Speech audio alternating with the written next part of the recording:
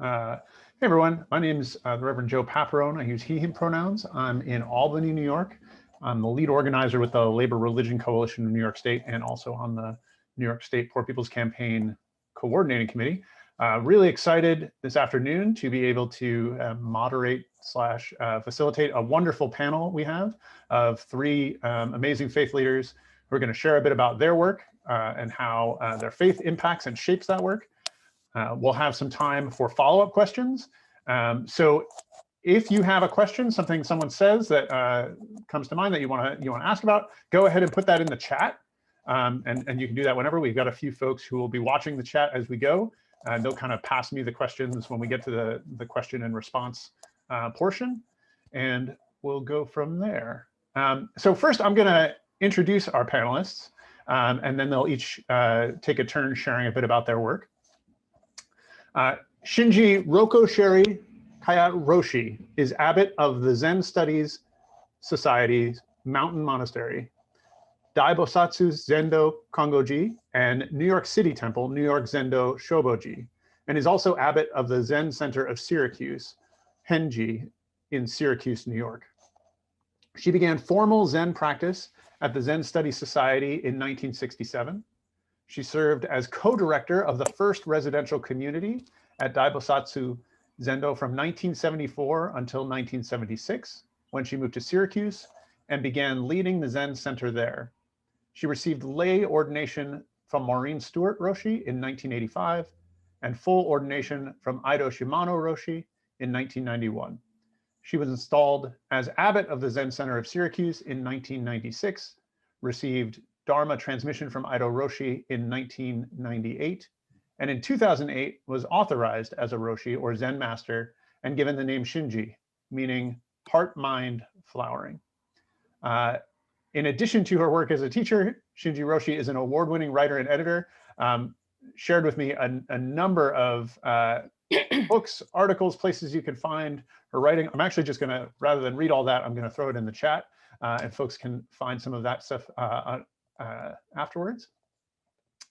We're also joined today by my friend, the Rabbi Michael Pollack, who grew up in Rockville, Maryland. And during his last year of rabbinical school in Philadelphia, he co-founded March on Harrisburg, a group dedicated to making corruption illegal and taking our democracy to places it's never been before by passing anti-corruption, pro-democracy bills in Pennsylvania. And I followed Rabbi Michael's work for a bit, and many of the corruption issues that he's fighting in Pennsylvania would be very familiar to us here in New York as well. March on Harrisburg lobbies, marches, does nonviolent civil disobedience to move their bills and build an honest and productive relationship between government and governed. Michael's hobbies include convincing politicians to not be corrupt, long marches through the Pennsylvania countryside, and sitting down in inconvenient places in the state capitol. Rabbi Pollack and March on Harrisburg are part of the Pennsylvania Poor People's Campaign. Thank you so much for joining. Glad to have you. And then our last panelist, my good friend Arelis Figueroa, who's originally from the Dominican Republic, but currently living in New York City. Arelis is one of the tri-chairs of our New York State Poor People's Campaign, a community organizer with Community Voices Heard, and a leader of La Iglesia del Pueblo. She's also a member of the Riverside Church, where she coordinates the Latino ministry. She holds a Master of Divinity from Union Theological Seminary and is in care for ordination with the United Church of Christ, and has served as associate pastor at several congregations. She's an activist and community organizer working with marginalized communities in New York on issues of housing, education, and accessibility to mental health and substance abuse services, and she is a certified counselor. Arelis deeply believes that the gospel of Christ calls us to work for justice and peace and for the construction of the kingdom of God in our midst. She's a fellow graduate of the Center of Popular Education in Sao Paulo, Brazil. And for years, she has been an advocate for the Haitian and Dominican Haitian community in the Dominican Republic with the Latino ministry at Riverside Church, has partnered with, this is an acronym that I actually don't have the full breakdown, but we can find that a bit later. Punto Salud International, in coordinating mission trips to the Dominican Haitian border, bringing health services to the impoverished and marginalized population there. So those are our three panelists. I'm really excited to hear from their various perspectives on how they approach this work. And I'm hoping to find many resonances and prompts and inspiration from the three of them. So first, we're going to open it up one at a time to share a bit about their work. And Shinji Roshi, if you wouldn't mind getting started, we'd love to hear from you. Oh, you're still muted there. Unmute thing. There we go. Thank you, Joe. As you were reading my little bio, I was thinking about being so old, hearing about the 60s, 70s trajectory of my Zen life. But always when I meet with folks in this way on these themes, I think back to early days in my life. My first best friend when I was 4 was African American, and we lived in Brooklyn, and we just, had a marvelous time on our tricycles all over the place.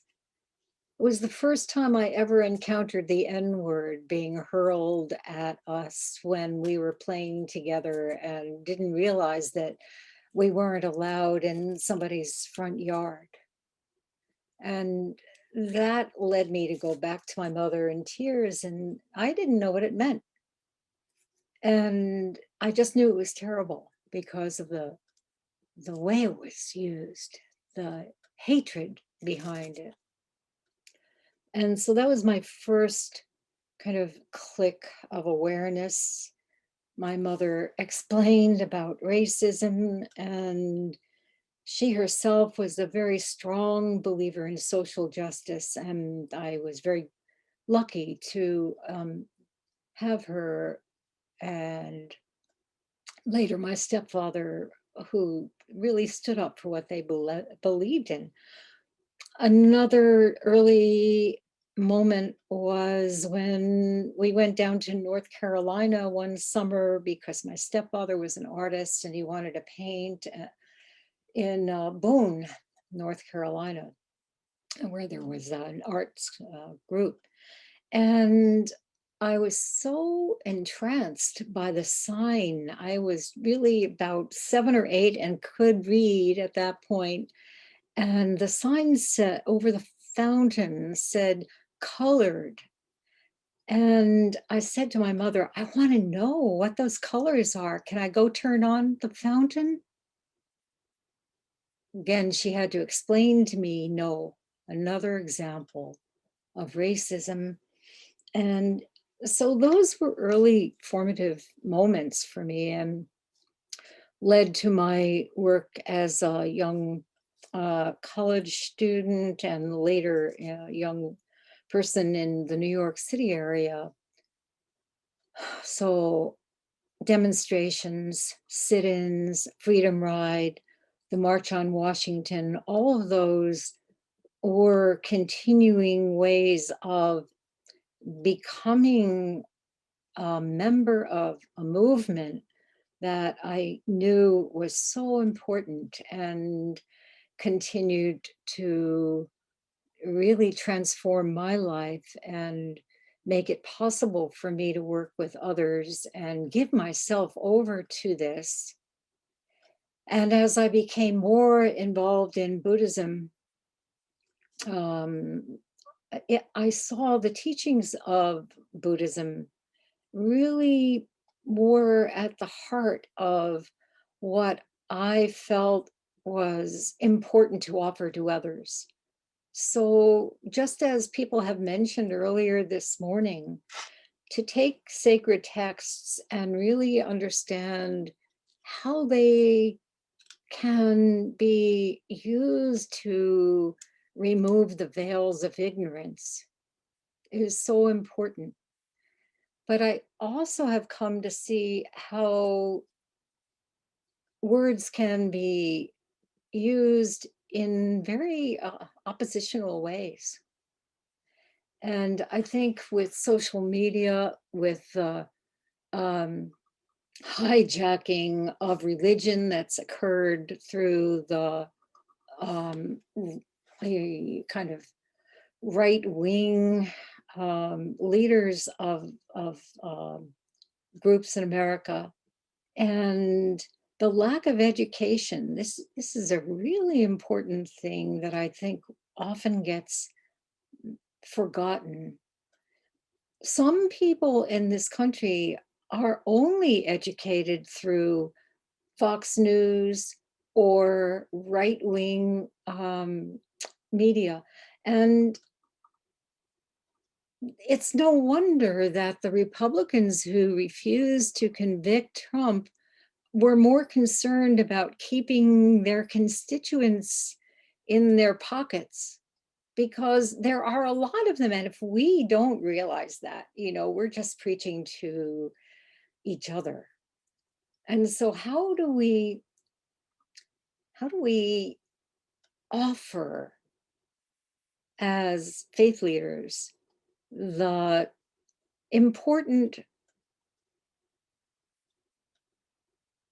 understanding, the deep understanding of interconnection, of the importance of harmony, of working together in ways that don't exclude people, of learning what in Buddhism is called upaya, skillful means to reach people, not in ways that make further adversarial and conflicting views, but actually can break through some of that very fierce barrier that has been erected over the past few years. So what I am doing these days as the lead teacher at 3 different temples, working with Bonnie, who led this morning with her good remarks, and others in our wide-ranging congregations, is to try to point things out in ways that may be surprising to people, try to look at links, try to see the underlying systems for what they are, at the same time, not pushing people away who may have not yet made up their minds. Of course, for some, there's going to be a lot of resistance. And one person can't convince someone whose entire education comes from those right-wing outlets. We have to accept that. But there has to be a way to form some kind of mutuality at the same time. And as I said, in Buddhism, the understanding is of interconnectedness. We are all one. So for people who feel divided, constantly reminded of how their views are the only right views, how do we work with that? So I've been giving a lot of talks this year, and it's been certainly a very compelling time. And I thought I would just maybe read a few excerpts from the talks I've given.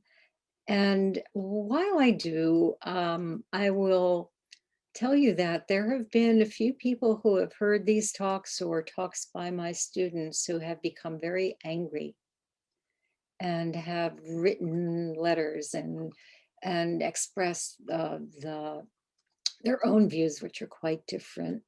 One person who comes from a family of firefighters and policemen, how can we believe this? What about the police of themselves? Don't they deserve our compassion? So things like that. How do we respond to this kind of sometimes very angry and fervent statement that is in disagreement with the views we are offering? So I will read a few things, and then maybe that's a topic I'd like the panel to discuss. How do we reach out in ways that don't further antagonize people who want to be in that situation? So as I said, I've been giving talks all year that have to do with the situations we find ourselves in. And one of the early ones I gave, I think this was in April, I quoted one of our Zen teachers who came in 1905 to California and stayed here all his life, Nyogen Senzaki. He said, essential to Buddhism is the understanding that unless there is significant transformation in the ways we relate to ourselves and others, we will continue to develop social and cultural structures that manifest and reinforce the futile struggle to escape from our sense of lack by taking refuge in acquisitive and aggressive behaviors. I call this understanding that is so essential a radical culture of awakening. Now, he himself faced tremendous prejudice at a time when Asians were attacked. He experienced brutality, aggression, the inability to find work. And so he was really speaking from his own personal experience there. And I said, a radical culture of awakening requires us to face our circumstances squarely. When we examine the law of cause and effect, it's pretty clear that our social and cultural structures have indeed reinforced acquisitive and aggressive behaviors, resulting in a climate crisis that has brought new diseases among many other disasters. And then very soon after that, in May, we had, as I put it, a loss searing in its indictment of our nation. Another Black man murdered by a white police officer. George Floyd died gasping, "I can't breathe," just as Eric Garner did as he was choked to death in 2014. Shopping while Black, jogging while Black, bird watching while Black, driving while Black, catching the virus and dying while Black. How do we countenance the ongoing violence, economic inequity, and injustice that stems from 400 years of systemic racism? That talk went on in that vein, and it led to quotes from Martin Luther King and his refusal to adjust to some untenable and oppressive normalcy. And I said, we must accept the discomfort of seeing what needs to be seen without closing down. And I spoke, of course, about privilege, because most of our membership, both for the Zen Studies Society and the Zen Center of Syracuse, is white. And even though we're, I would say, nearly all people of goodwill, I don't think there's been the investment in the subtleties of that privilege that we have needed. And so I said, many people of goodwill have begun to recognize how their previously subterranean and unacknowledged privilege operates, and how remaining silent about injustice perpetuates it. that was the day of George's funeral.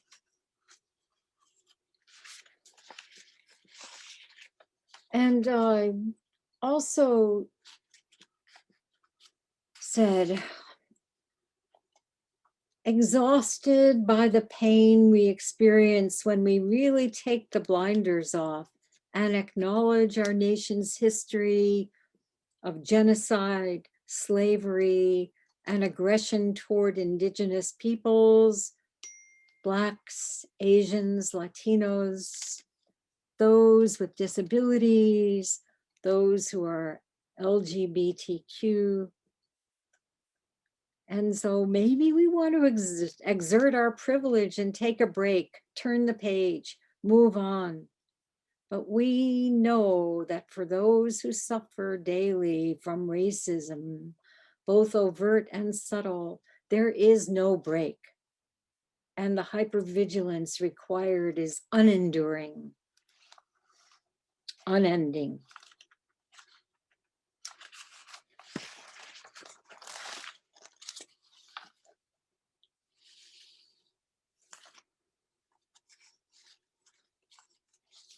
And still speaking to privilege, because I think it's too easy for people to just stop and sweep things under the rug that are difficult to face. I said, as many of you have felt, there's a discomfort that can arise when outward responses to racism, sexism, religious intolerance, and homophobia cause us to consider our inner attachment to the privilege we have, or even to acknowledge that we are privileged. That's where our practice is, to see the extent of our insulation from painful truths and to work toward needed transformation within ourselves and our country. So this element of transformation, I think, is perhaps what is most important, no matter what faith tradition we are working within. The inner and the outer are never separate. We can't work in external ways unless we have really been willing to make the inner transformations that are required, to make those gestures of mutual support and really live the ethical lives that we are motivated to follow. So I'll stop there. I have about 100 other quotes that I picked out to read to you, but I don't want to take over here. Thank you so much, Sherry. Much appreciated. We're going to pass to Rabbi Michael to share a little bit about his work. Sure. So great to be here. Great to see you all. Reverend Joe, thank you for the invitation. What I'm going to talk about today is very Pennsylvania specific, and I'm also talking from a very Jewish background. I am a rabbi, but I hope that sadly enough, the corruption in Pennsylvania probably rhymes with the corruption happening in New York. And what I'm going to speak of from my faith tradition, I'm assuming that it's present in many faith traditions and many backgrounds. So I'm right now in South Philadelphia, or as it was called on the Senate floor the other day, Philadelphia, which is not how we say it here. And we do March on Harrisburg work, so pro-democracy work. So March on Harrisburg, we have 7 chapters across the state. We're constantly lobbying, marching, doing nonviolent direct actions, doing base building, leadership development, and just building that permanently organized pro-democracy presence in what was labeled a, quote, partly free democracy by a international watchdog just a few years ago. I don't really know what a partly free democracy means, but it does seem to be what we're living in right now. And so doing this work as a faith leader really allows me to engage in the world of politics with a very non-political perspective, to engage with politicians from a moral perspective. I'm very lucky to be able to operate outside of the blue versus red, urban versus rural, hyper partisan, highly idolatrous, totally corrupted narrative. In this kind of mainstream hegemonic narrative, the spectrum ranges from one side of the corporate boardroom all the way to the other, and it doesn't encounter or address the needs of 140 million poor and low-income people, or any interests that are outside of the interests of the idols, the interests of the private interests. And I'm incredibly lucky to be able to not engage with that hegemonic set of ideas and to be able to have a different approach to the work. March on Harrisburg, we have a very politically independent reputation. I get to operate not as a party operative or as a profiteering lobbyist, but as one committee chair labeled me, a quote, militant Hebrew school teacher. So I really appreciate that, to be able to have that faith approach. I've also been labeled, in pardon the language in this forum here, that fucking rabbi. So I'm happy to be able to be that and not, a Democratic operative or a lobbyist representing natural gas or any of those other kind of usual roles that people fill in spaces of governance. And that perspective allows us to work across those traditional lines of division that exist in our society, to the point where our champion on one of our issues 2 sessions ago was a state representative who was actually at the insurrection at the Capitol on January 6th. And we were able to work with him. I remember one of the first times we met with him, and I brought up the gift ban, which in Pennsylvania, you can legally gift anything to any legislator, cars, cash, vacations, endless whining and dining. It's all completely legal here. And so I was talking with him about it, and didn't start with, here's the corruption on the Republican side, or here's the corruption on the Democratic side, or here's the most corrupt industry, but started with talking through some verses from the Bible, and really kind of rooted the conversation in a few verses from Deuteronomy and Exodus and Isaiah. And he walked over to his shelf and he pulled off his gold-leafed Bible and flipped to a verse in Exodus that says, it was Moses' father-in-law explaining to Moses to appoint people who do not like private gain, to appoint people who hate private gain to roles, to office. And we were able to really build a relationship through that common non-political vocabulary, which was fruitful. And I really appreciate that to be able to do that, and to be able to really make peace across those lines of division, to really reach out and encounter somebody who I disagree with on 95% of reality, on 95% of the world. But it's important to you don't make peace with your friends, you make peace with your enemies. And so that type of peace building work, I really do appreciate the faith approach that allows me to do that. One article of faith that I hold dear in my life is that there's joy in responsibility, that there's joy in service. There's a strain of Jewish tradition called Musar, which goes back a couple thousand years. One of its great teachers today is Rabbi Ira Stone of Philadelphia, and he defines being Jewish as acting on your infinite responsibility to the other.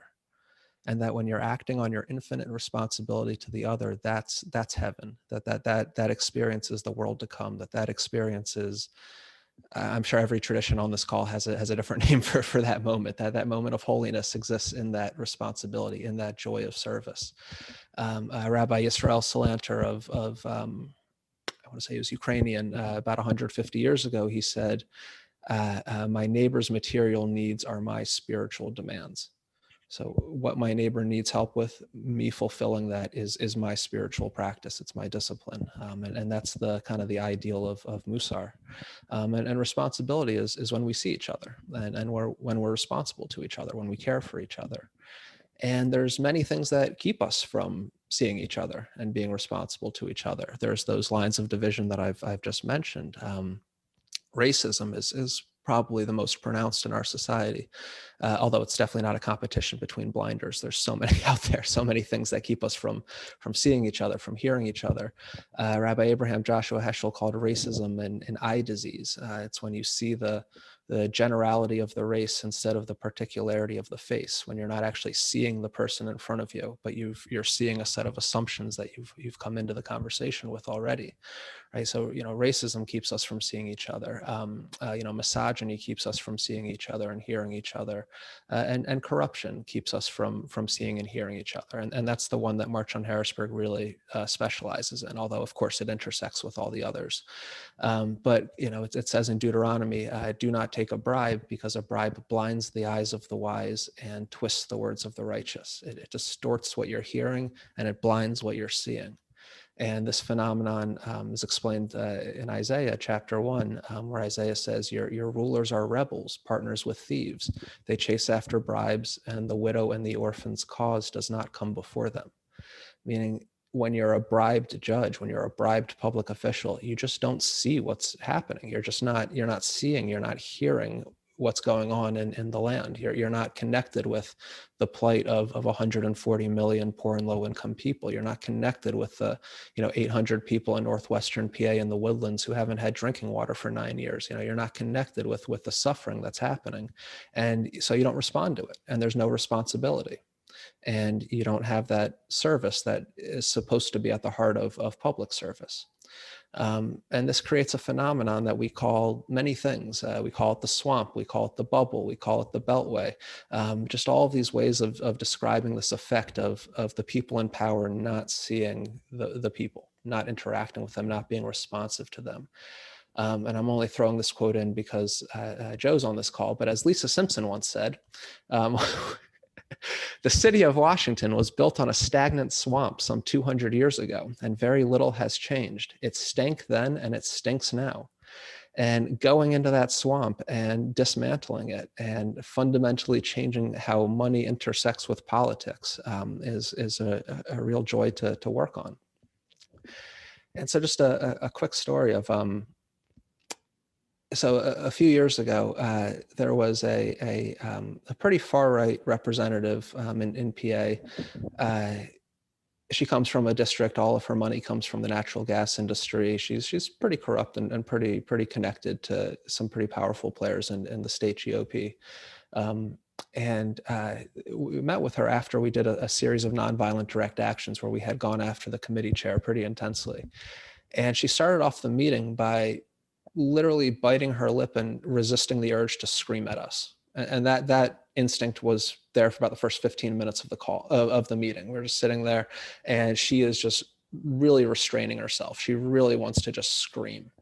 And eventually just, started talking it through, what's going on? You look pretty upset. What's happening here? And she told us, how dare we go after her friend? How dare we put pressure on somebody, blah, blah, blah. And we said, this is what we're after. We're after the gift ban.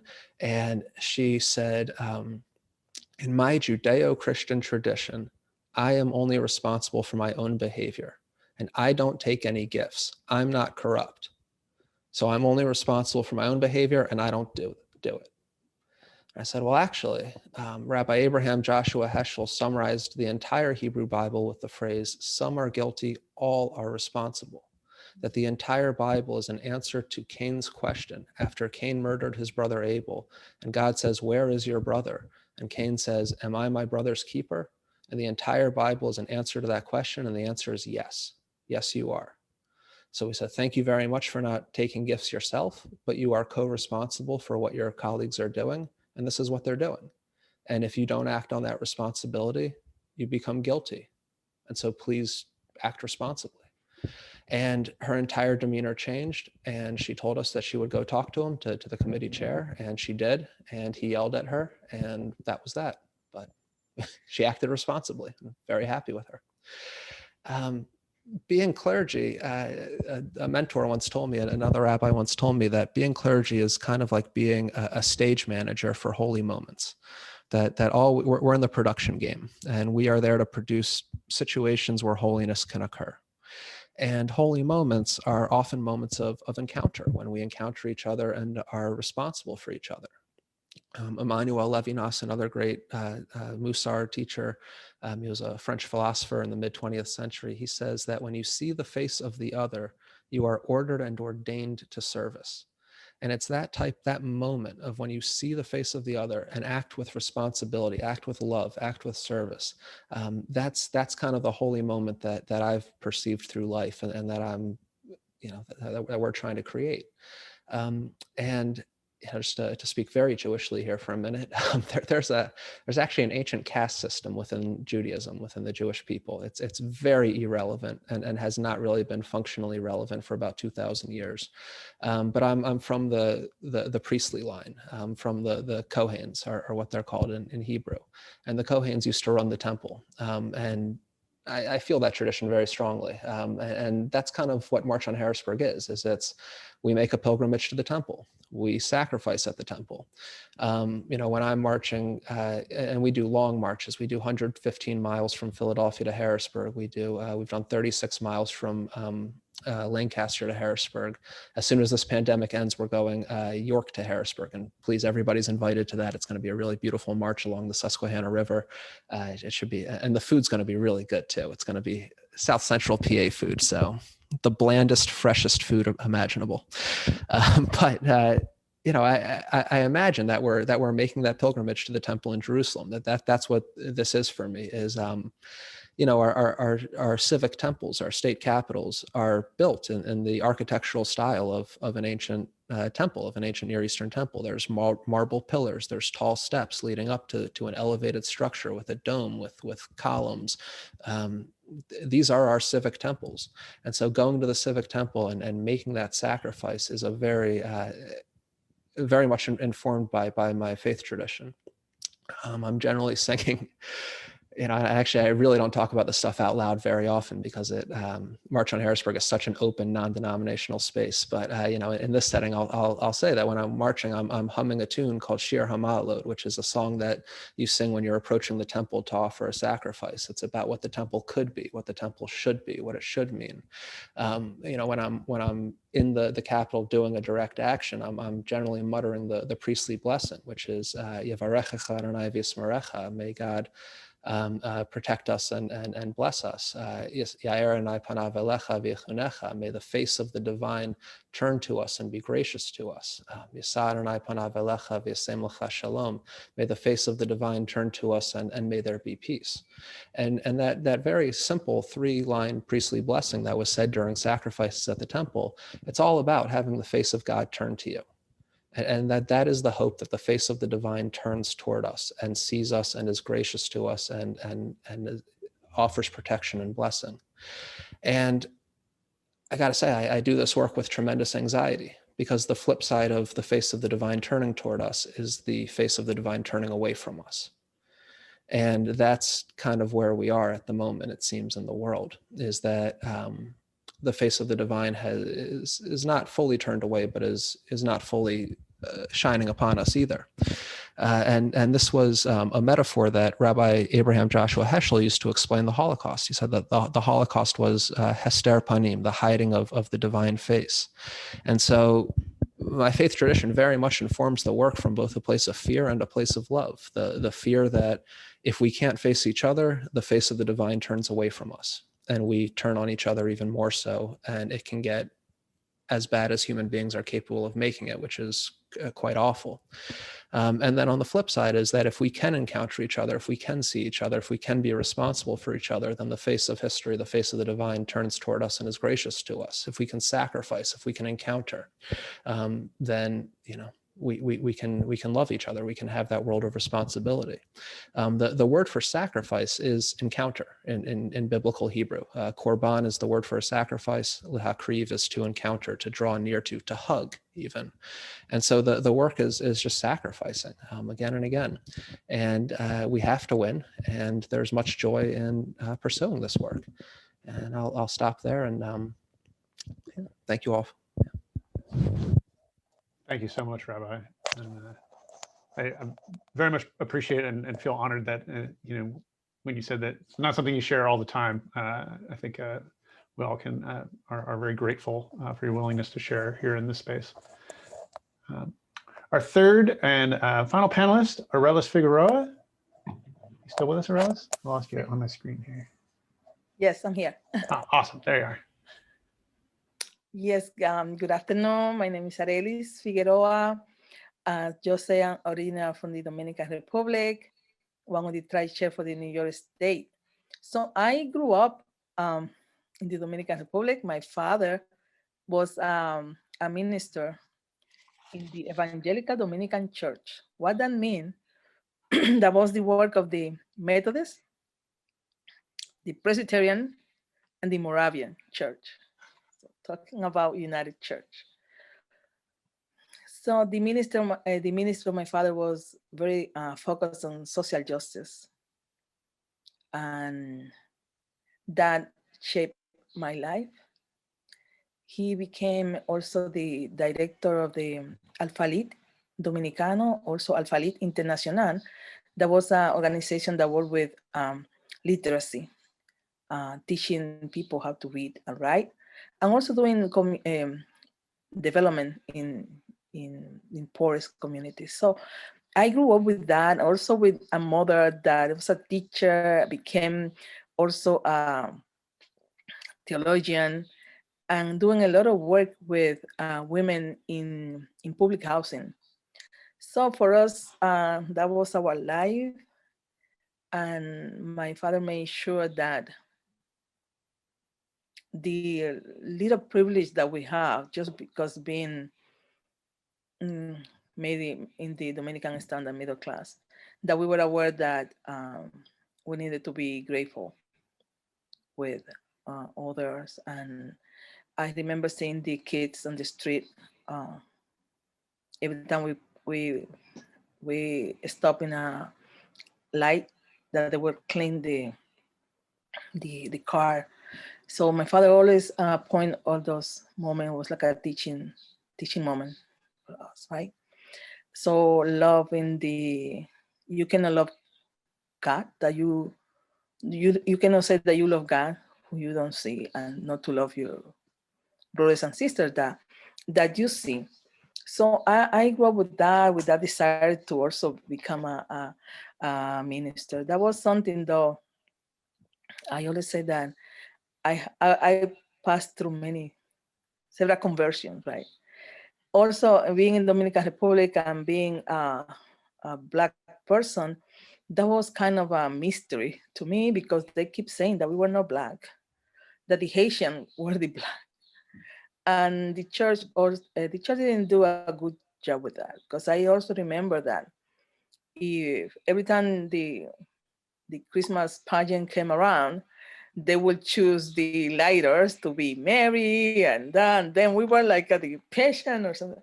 So I have all those questions, right? So I went to work in a community organization when I graduated. Um, they have worked in the batallas with the Haitian were, and I started getting confronted with my own identity as a black person, as a Black woman. So I have all those questions, like, even in the school that I was a private school owned by the church also. Uh, yeah, I was discriminated against because of my color. Maybe it wasn't so blunt like here, but that was there. Um, so that was one of my conversion. I started like questioning the church for not addressing that and going along with the distorted narrative of the country. So when I was wanted to go to seminary, things happened, but I ended up going to Brazil first to do a 5 months course on liberation theology, and that was my other conversion, the conversion to the poor, and learn about the la opción preferencial por los pobres que tiene Dios, the preferential option for the poor. What that means, also to learn that God worked through history, and being in contact also with the women that in Latin America, they didn't want to be called feminist theologian. It was like, they said, no, we are liberation theologians, we happen to be women. So with those women, Elsa Tames, Yvonne Guevara. So for me, it was a really, really conversion. And this like so happened that I couldn't get back after Brazil. I couldn't get back to my country because the problem that was happening in my family. So I ended up in New York. So I came here, so I have to kind of reinvent myself. What I'm gonna do with all of this? And that was in 1992, when one of the reason that I get kind of that scholarship to go into Brazil was because the 500 years of the discovery of America. So when I came here, I said I wanted to do something because I went. So when I came here, I joined groups that were working on that. So since that, I get involved in community organizing here in the United States. So when finally went to Union, I joined the Riverside Church, and always like, but what we're gonna do with this preferential option for the poor? So until I hear Reverend Barber, I say, that's it. So I joined the Poor People's campaign, and something that I started doing all this connection between my past, my present, what God wanted for me to do. As Joe said, Junto Salud means todo por la salud, everything for health. That memory of the Haitian people in my country, that never, I was always like how they were treated. And then I was making the connection with how African American, we as a Black people are treated here. And I say, okay, we are doing the same thing that we do to Haitian in my country, they do to the African American people here. And then in 2013, we learned that the Dominican government just decided to strip all Haitian from their nationality. They said, if you were born in Dominican Republic, 1929 until here, if your parents were not Dominicans, you are no longer Dominican. Just like think that for a little bit. I was like, what? So the community here in New York, we kind of say, no, we need to do something about that. So start really a movement, organizing, advocating for our Haitian brothers and sisters. This is something that you don't hear much Dominicans say, that they are our brothers and sisters. So we have a group called We Are All Dominicans. We have a group called Black Lives Matters in the Dominican Republic. We are a group called Dominicans by Rights. So we did a lot of advocacy, went to Washington, talked with. So that is, and all of that was informed by my faith. So I encounter also Union and Reverend James Cone. Professor James Cone was my advisor. So I was able to kind of put all of that together, and now encounter the Poor People's Campaign. That is the contribution that I wanted to do, is to keep working with the Latinx, with the Latino community that I need. I think that need to be more brought into the campaign and to be listened to. So my goal is I want to have a church. Why we don't have maybe we can have a virtual church, and then the Kairos Center and Union, through the Kairos Center, they start the Freedom Church of the Poor, and they started because of the pandemic, and the cohort that was reading the Bible for the poor. And I said, well, I want to start something like this. So when they approached me to the group of Latinos, if you want to join and do the kind of the translation for them, we say, oh, no. We want to have our own church. So we start this Iglesia del Pueblo. Iglesia de los Pobres. So similar to the Freedom Church of the Poor, wants to be a space for our movement leaders, a space that welcome people from every faith and no faith, but for us to grow also this movement. So we meet every Sunday at 7:30 and totally in Spanish. So that have been is I'm learning, and we are all learning. As we say in the campaign, we learn as we lead. We learn as we lead. Something that I'm very grateful for the campaign is because of that, because I'm learning so much. And one thing that I want to point out is something that we can maybe not do because now the campaign, but here in New York State, and I know we did the van tour. So we have done 2 van tours, and we have learned so much. I think that being in contact with people directly affected is what make this conversion, right? For me.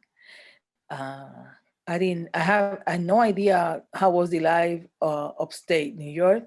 So we went all of that region to Elmira, and we start seeing the connection that the same problem that we have here with housing, they also have it over there. We saw closely also the education on the pipeline, all those how they the carceral system, the prison system, and the education with that. So seeing that so close was having very important to me, and also keep adding into my conversion. So that in first instance, what I wanted to share this learn as we lead have been so inspiring, so important, and I'm learning every day. So thank you. Wonderful. Thank you so much, Aurelis. And thank you to all of our panelists. We now have some time for questions. I've been following the chat a little bit. I don't know if folks have dropped some questions in there, but nothing's been passed to me just yet. So if you've got something burning on the tip of your tongue or in the back of your brain, go ahead and put that in the chat. I guess what I'd first like to do is just make a brief space for any of our panelists.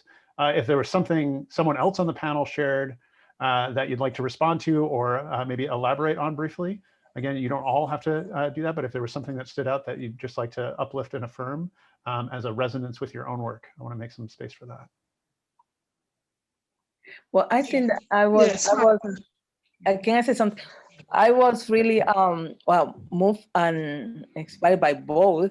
And when Sherry was sharing about her experience with racism for the first time, right? I remember that the words, the N word in my country was Haitian, right? If I haven't called, if you want to say, hey, Haitian. So that was like and that was thrown to me so many times that one is so difficult for people maybe to understand, but for us to get past that as a Dominican is very hard, right? So we for me to leave my hair like this, it was a process, right? Because we were always looking for that standard of beauty, and for Michael, yeah, to have always my faith is always present as we do march and protests and rallies, and now getting more involved with the Center for Contemplation and Action.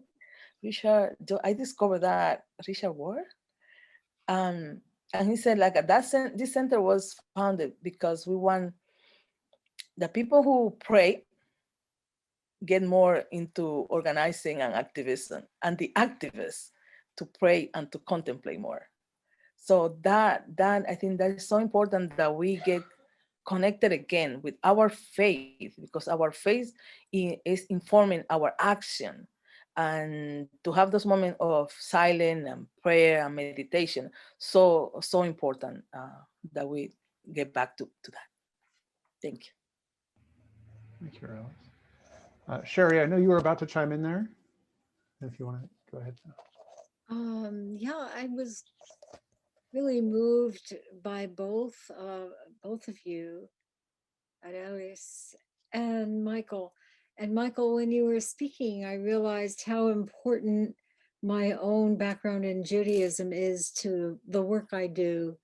And as I get older, I find myself more called to that Jewish understanding that you spoke of so beautifully.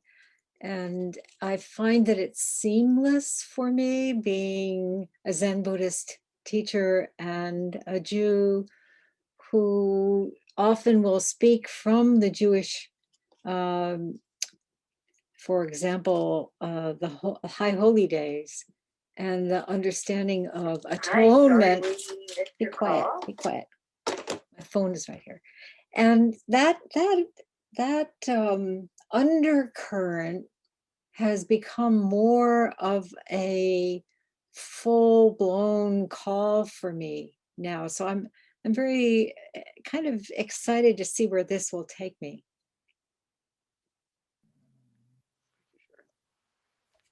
Michael, I don't know if you had anything you wanted to respond to from the initial, no pressure over there. We are getting some questions coming in, but go ahead. I just appreciate both speakers. I'll defer to questions, but I appreciate you both and appreciate everyone who's here. So one of the questions is actually two questions. How much are you working across faith traditions? And how much do we still need to do within our own faith traditions? I'll kind of leave that open to whoever would like to respond. In Pennsylvania, our faith leader team, it's pretty diverse denomination-wise. Of course, there's always work to do in that direction. I've particularly focused some outreach on more rural faith leaders and then more rural faith communities. To try to break through kind of those narratives of Christian white nationalism. And so I think we do kind of skew a little bit more Lutheran, skew a little bit more towards some of those central PA denominations. But yeah, I'm sorry, Joe, I forgot the rest of the question. What was it? It was about working across faith traditions and then also the kinds of work that we do within our own faith tradition. Oh yeah, that second part is what I'm terrified of, to put it bluntly. Talking to people in your own camp is much harder, I think, at least, than going into other people's camps and just, being the outside critic. Within the Jewish community, I am trying to be more responsible internally. And so that means speaking up on issues of Palestinian human rights primarily. It also means going after, through many generations, many hundreds of years, many societal pressures, my people have kind of been pushed into certain professions in our system. And so trying to address that situation as well is a lot of the work. So I'm very unhappy with how many Jewish political donors there are out there. I'm very unhappy with, I've given a sermon at the synagogue where I grew up at outside of Washington, D.C., and there was a natural gas lobbyist, in the audience who, fought me openly on the floor of the synagogue about all these things. As I was giving the sermon, he was pushing back, and it turned into a whole brouhaha. So the internal critiques, I think, are harder. And I have so much respect for people who are able to do that type of work within their own community that intensely. Looking in the mirror is hard. Thank you. Sherry or Alice? Yeah, go ahead, Sherry. For many years, in fact, since its founding, I've been involved with the interfaith religious community in Syracuse, which was first called Syracuse Area Interreligious Council and then became Interfaith Works of Central New York. And in the first, I would say, couple of decades, it was assumed that you were either Catholic or Protestant. Then a wonderful rabbi joined. And so all of a sudden there was that possibility too. And then I started speaking a little bit from a Buddhist perspective and noting that there might be other non-Abrahamic traditions in Syracuse or in central New York. And indeed there are. And over the years, we actually had somebody come from a mosque. We had, he became quite a wonderful leader in the group. And someone from a Hindu leader came, and let's see, what else? Sufi. Anyway, we started expanding, but I noticed still there is an assumption. And when we've had our interfaith retreats, it's come up again and again. Do you realize that not everyone uses your language? Do you realize that there are people who don't use God language? Can you accept them as equal practitioners of paths that may look a little bit different from yours? And everybody at such retreats nods sagely and continues to use the exclusive language the next time we meet. So I think that there's a lot to do within and across these main faiths, and just to, what I've noticed is when we come together most is when there is a threat, when there's a synagogue bombing, when after 9/11, for example, when Muslims were threatened in our community, we formed a group called Women Transcending Boundaries so that we could help Muslim women actually go shopping because they were afraid to go out of the house. So there's a lot of work to do in basically, to wrap it up. But I feel as though what you said, Michael, is very interesting. Within the tradition of Judaism, sometimes you find the most challenge. And yet at the same time, I don't think we can move on from there without acknowledging anti-Semitism. I grew up at a time when it was really pronounced. My best friend in second grade told me one morning when she came to school, "I have good news for you. My mother said you can't be Jewish because you don't have horns."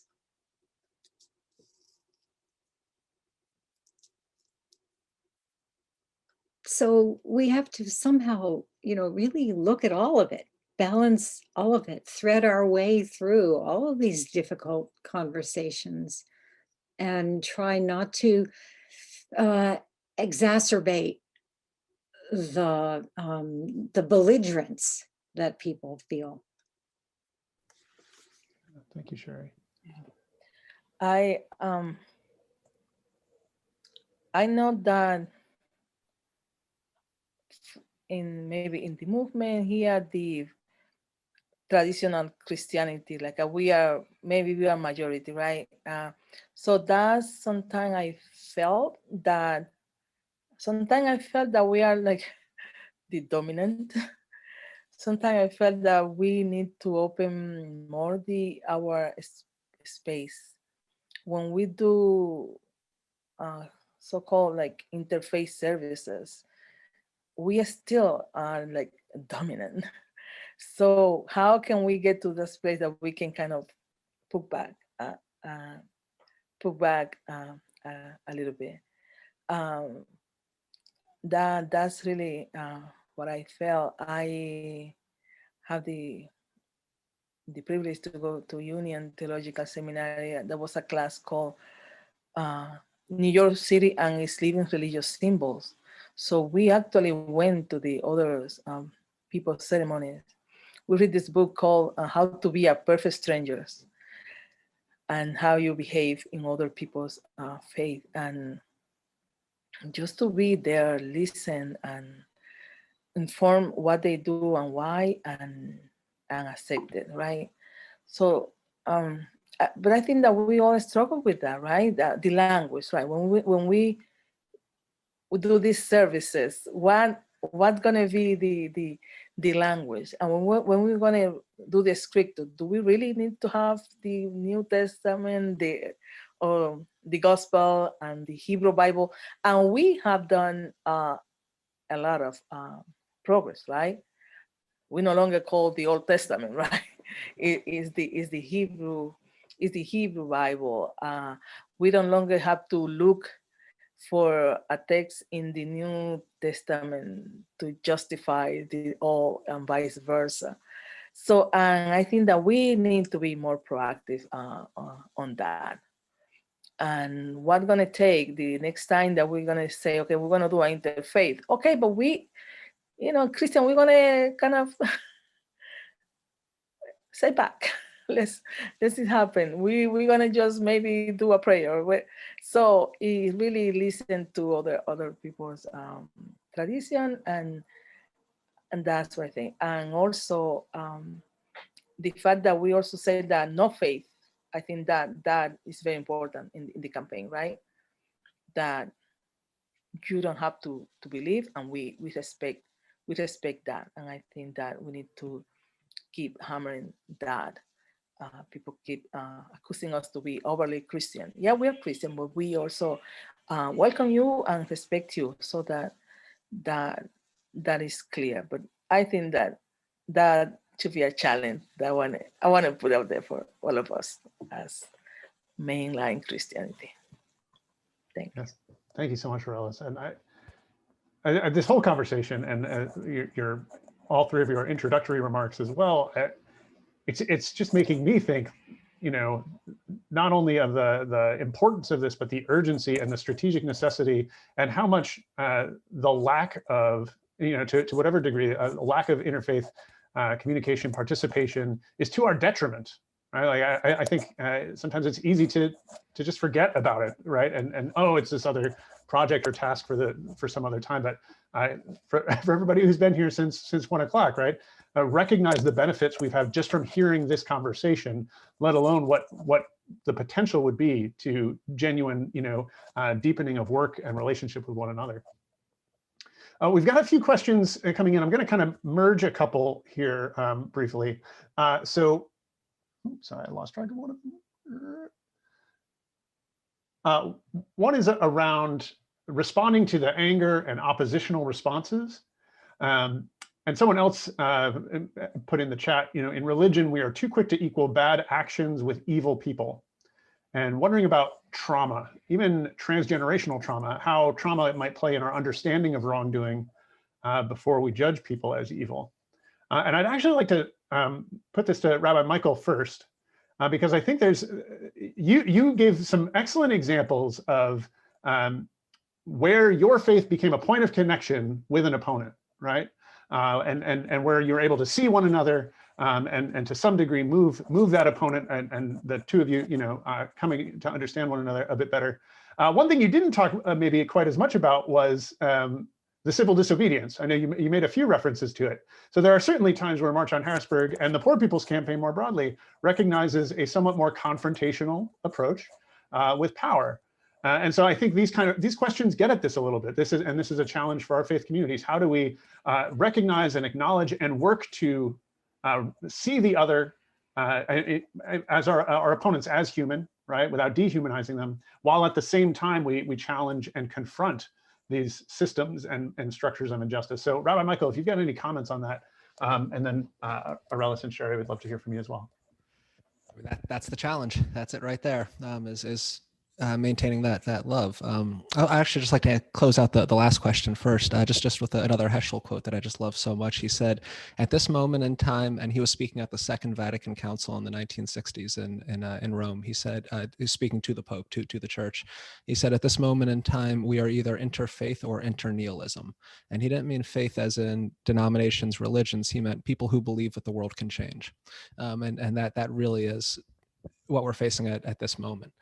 So yeah, so loving your enemy. I mean, that's that's quite the challenge.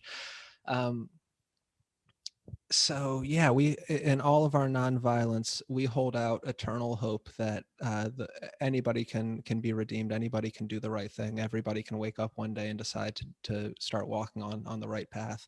That is always an open door, without exception, and no matter how ridiculous and ludicrous that gets, the further toward the extremes you get, that is the idea, is that every single person can do the right thing, and then to realize that. Everybody in this society is trapped in systems that produce suffering, where we're cogs and machines that life comes in, suffering goes out, on the other end. And so there's a certain amount of understanding that goes with that. So, for example, if you want to run for office in Pennsylvania, if you want to be a state legislator, you need to get $30,000 at a minimum to fund your campaign. If you're in a certain district, that number goes up into the millions. And just to get that money, you're doing unsavory things. Just to approach rich people and say, hey, this is what I want. And then they say, well, do you agree with me on this issue that I shouldn't pay taxes? And you have to say yes, or else they're not going to give you that money. So we deal with politicians. I personally, I'm much more on the legislative side of March on Harrisburg's operations, deal with the politicians who are trapped in systems where they are day in and day out doing awful things. And a lot of the time they are not aware of that, and sometimes they are aware of that, and one of our goals is to make them aware of that, so that even if they're going to do it, they're at least conscious of what they're doing, which is being bribed, being corrupted. So it's so with the nonviolence, I should speak to that for a second. You got to force the encounter with people who are trapped in systems of suffering, with the idea that you're liberating them from that system of suffering, with the idea that if they can see the truth, then they can start to build a life where they're not miserable, because they are miserable. People who are trapped in these systems, and again, I'm talking about the politicians at the top here specifically, they if you don't raise money, you lose your committee assignment. If you lose your committee assignment, you can't do anything, right? You're going to lose your next election. If you piss off the leadership, they're going to draw you out of your district. They're going to put your office furniture in the hallway. They're going to fire your staff. They're going to, there's a lot of things they can do to enforce that awfulness that comes out on the other side. So the direct action forces the encounter with people in order for them to face that truth and hopefully be moved by it, in order for them to face the faces of suffering and encounter them and hopefully come out with a response of responsibility. And so that takes all sorts of forms. I mean, we have, I'll just take you through the most recent set of actions we did back in the fall over the gift ban. We did, it was called a passion play by some reporters. The acting was labeled as ham-fisted. We did a performance outside of the majority leader's office. And we basically just did a 20, 30-minute play, kind of, this is how you all look to us. It was kind of the idea. This is what you all look like to the people of Pennsylvania. We went through people telling their first person stories. Here's how I'm about to get evicted from my house. Here's how my healthcare is awful. Here's why my family member is sick and about to die. Just explaining what's actually happening in Pennsylvania and contrasting that with scenes of these legislators getting wined and dined and going to the Super Bowl and getting bribed. And of course, we used all true stories. And to kind of show them, like, holding up a mirror to them to say that this is what you look like, and hoping to get a response of honesty from them. They did not respond to that specific action. So the next morning, we actually went to the majority leader's house. We know where he lives in Harrisburg. And we set up a table outside of his house at about 5:30 in the morning with coffee and donuts. And we tried to, just break bread with the guy and talk with him. And he actually didn't come home the night before, and I won't gossip or speculate any further on that. But his housemates were there, who are also legislators, and we had some very productive conversations. And a little bit after that, the majority leader stated his full support for the gift ban and came on board and made some commitments. And so you got just forcing the encounter, just putting the issue in front of them, making them respond to it is key. Thank you, Rabbi. Sherry or Relis, anything you'd like to add or comment around that?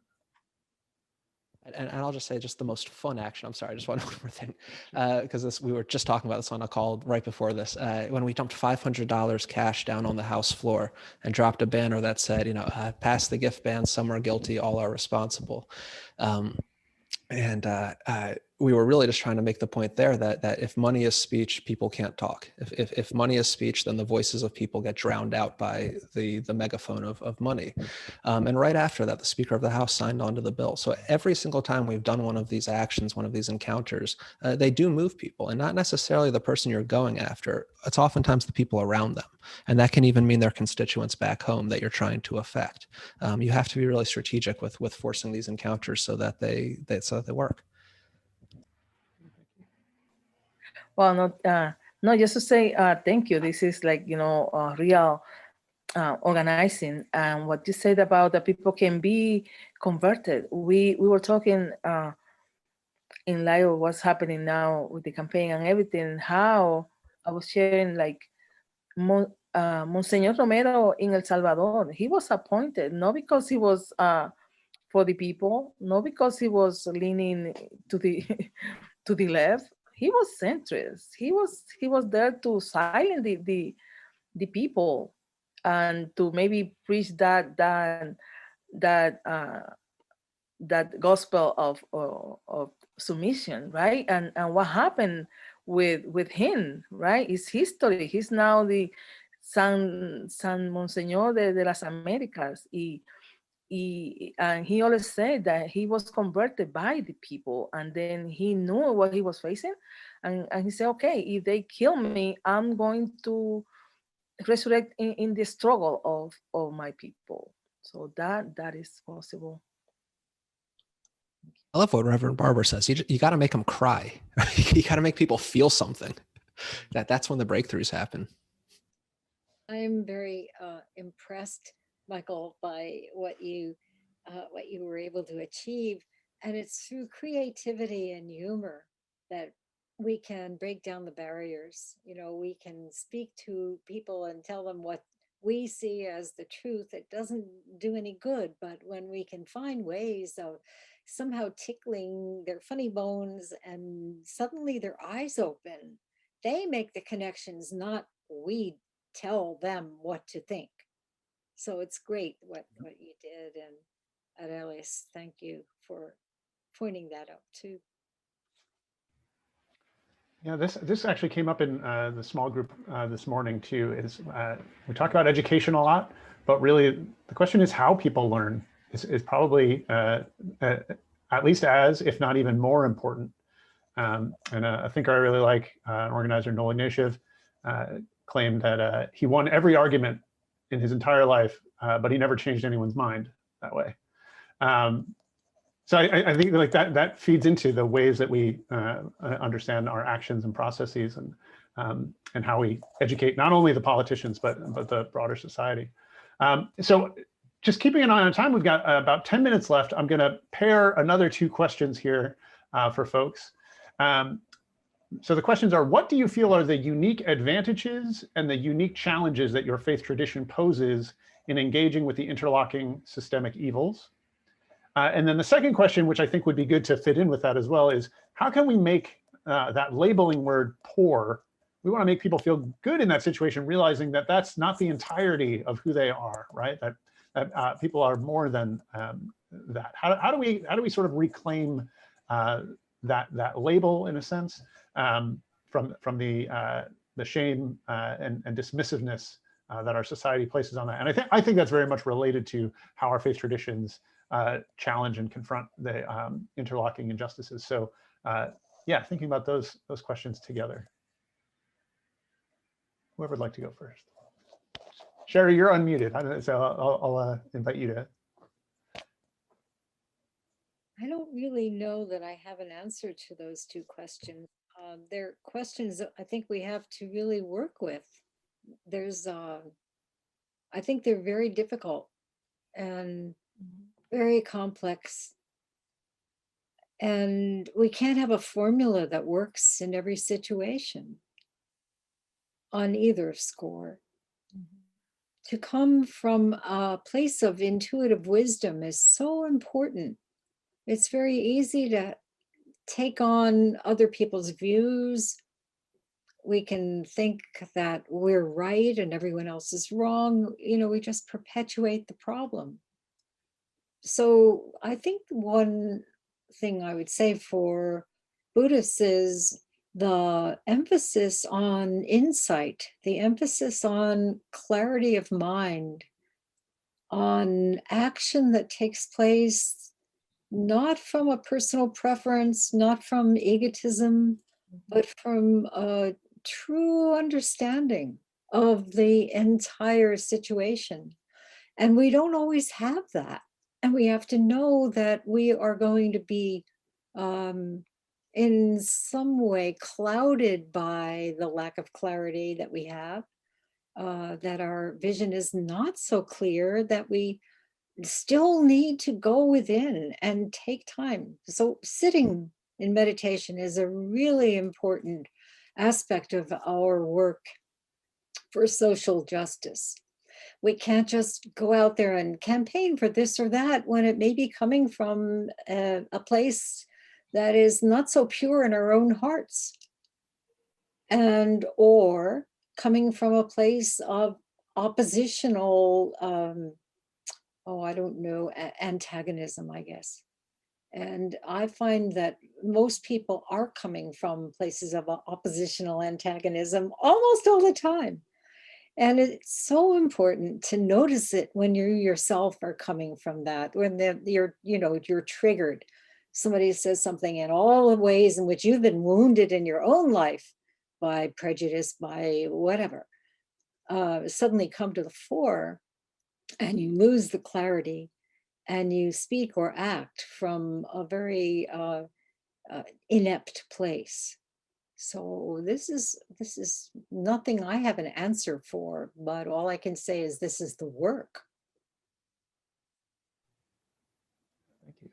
I just would say that some of the advantages is the fact that if we believe that we are all spiritual beings and that we all have this, maybe this void, this something here that we wanted to fill out, and to believe that people are essentially good and they want to do their best. That's an advantage for any faith tradition.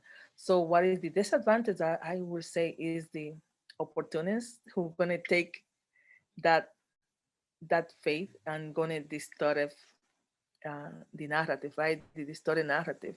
That is the disadvantage, and because some people get trapped in this narrative when they start telling you, oh no, this is bad. If you're Christian, you do this or no, or you go to hell. When you that's the danger, right? That when people take something that is so sacred and so meaningful for you, and they create this fear that you people get fear, and then start acting no according to what they feel or they really believe, but according to what someone else is telling them. That I would say. I'll say, I think one of the positives that the Jewish tradition brings to this current struggle in this modern time is, just a tradition of struggling, just a tradition of pursuing justice through many generations. From Abraham and Moses up until Abraham, Joshua, Heschel. That we've had some bright spots here and there, and some real positive heroes to lean on. The negative is we are still figuring out the Holocaust, and as the Jewish people, we are still living in reaction to that. 1 in 3 Jewish people was murdered about 80 years ago, and we're still working our way through that. And for context, we have sadly a whole lot of past traumas to point to kind of guide us through what we're living through now. So it's helpful for me to kind of always go back to the period following the destruction of the first temple in Jerusalem. So the Babylonians, Nebuchadnezzar sacked the first temple in 586 BCE, started the exile. We went down to the rivers of Babylon. We sat there and we wept. That lasted about 3 generations, and then we returned back to the land. And in that return, a couple books of the Bible were produced at that point, and they kind of show the 2 different ways of moving forward. You have the books of Ezra and Nehemiah, which are much more historical fact-based than a lot of other books in the Bible. They're talking about things that were happening, you know, in this year of this king's reign, this is what happened. And they really, you know, it's dedicated to building up the walls of Jerusalem, securing the fortifications, determining who is Jewish, who is not Jewish, making that in-group, out-group as clear as possible, and enforcing that with violence, you know, violently breaking up interfaith couples. And that was kind of the reaction to the trauma from 3 generations before. And then there's the other route, which is expressed through the book of Jonah and the book of Ruth, which are, you know, go and talk to the Gentiles, go to Nineveh, go to the capital of the big bad kingdom and urge repentance. You know, and the story of Ruth is, you know, please love whoever you love. You know, it's okay. You can have these cross-boundary relationships. It's fine. It's beautiful. And so right now, and in this time, I think the Jewish people are struggling between those 2 paths forward, those exact same philosophies. And so there is definitely a streak within my community of who cares what's going on in the Gentile world? How does it affect us? And that's all that matters, is how does this affect the safety of the Jewish people? How does this affect the security of the state of Israel? And when that's your approach, you will do some damage to people. It verges into a supremacist type of an attitude where the human rights of other people are less than the perceived safety of yourself. And that leads to danger. So I'm definitely more in the Jonah camp, more in the Ruth camp, and the work I think of the past couple generations and the next couple generations of the Jewish people is to really not close ourselves off, to actually trust that we can work with Gentiles and we won't be thrown under the bus at the 11th hour, and really build that up. Thank you. So with just our last few minutes, I want to get the last question in here. Could you suggest some specific measures that may be taken to increase diversity in its different forms and acceptance within one's spiritual communities? So I'm even going to sharpen this question a little bit. What's an experience that you've had that has been particularly successful at that? Rather than necessarily speculate, a time that you were able to, in your experience, make a connection across all of those dividing lines that were frequently challenging as we try to build a fusion movement. Talk about bread and butter issues. That's it. It's worked so many times. One example in New York, you know, in South Central PA, of just talking about corruption and talking about healthcare and talking about school funding. And there was somebody sitting in the front row of one of our events with a Scott Wagner for governor shirt. He's kind of like the Pennsylvania mini Trump kind of character. And she was with us the whole time and joined up. And, you know, nobody likes corruption and everybody's healthcare sucks. Thank you. Sherry or Arliss? Yeah, I would say what we do so well, that is listen to the more affected, the people who are really affected. So as long as people feel that they are valued, that they are listened to, they are coming. That we are not using people, that we have their interest, their interest, and that we have their interest. They are coming.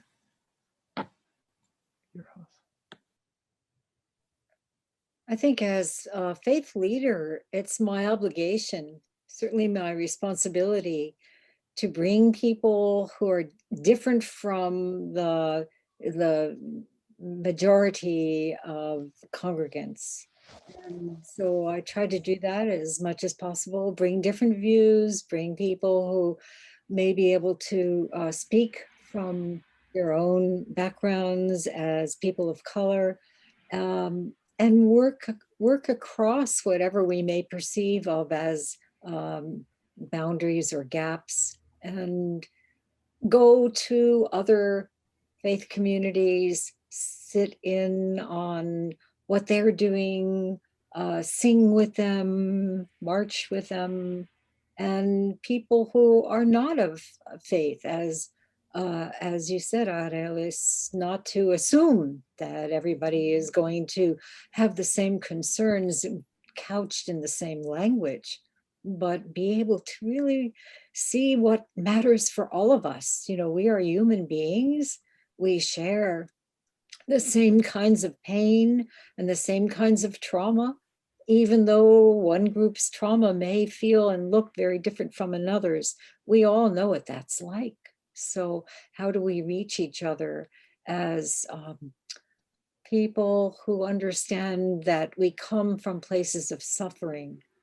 And in Buddhism, our vow is to liberate beings from suffering, but we can't do it in some analytical or intellectual way. We have to really live other people's suffering. We have to be willing to learn from everyone. And the Native American expression, to walk a mile in another person's moccasins, comes to mind. You know, how do we really feel each other, not just think about what people look like and how they talk, et cetera, et cetera. Share a very quick story if I can.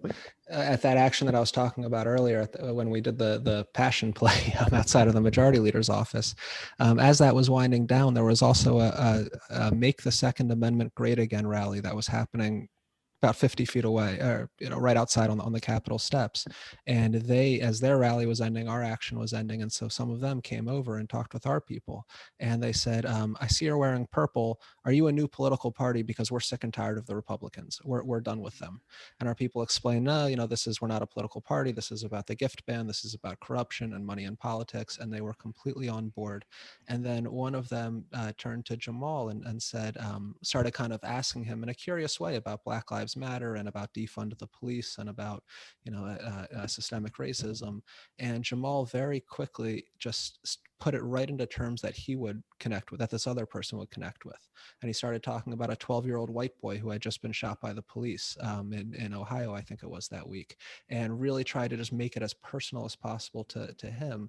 And I talked with Jamal afterward, and Jamal said, I went into that knowing right away, this guy does not listen to reality-based media. This guy is not coming from, he's coming from the angry right-wing echo chamber. I could tell right away. And so I had to break that narrative, put it in terms that he could connect with, and he did, and it worked.